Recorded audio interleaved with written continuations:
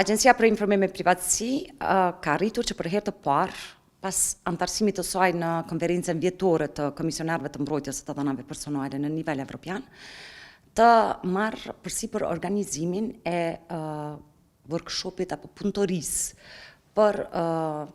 shkëmbimin e përvojave dhe paraqitjen e rasteve që kanë krijuar standarde në nivel të zbatimit të regulativës evropiane për mbrojtjen e të dhënave personale. Me datën 17, pra që nga dje, deri nesër me datën 19, kjo punëtori ka mbledh rreth vetës 70 përfaqësues të vendeve evropiane, përfshirë edhe komisionar, por edhe antar apo përfaqësues nga Bordi Evropian i mbrojtjes së të dhënave personale, dhe si e tillë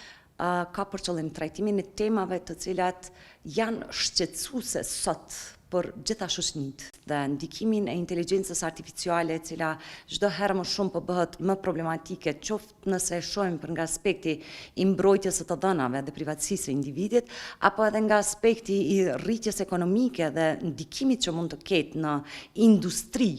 Në këto 2 ditë do të diskutojmë pikërisht këtë tema, duke përfshirë edhe mbrojtjen e të drejtave dhe privatësisë së fëmijëve,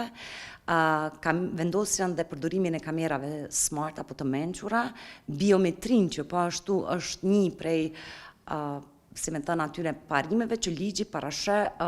apo GDPR-i, rregulloria evropiane, ka parapar rregulla strikte të përdorimit të saj, dhe kjo tregon se ne si Kosovë tashmë veç kemi shtruar rrugën tonë për sa i përket mbrojtjes së të dhënave, duke pas parasysh edhe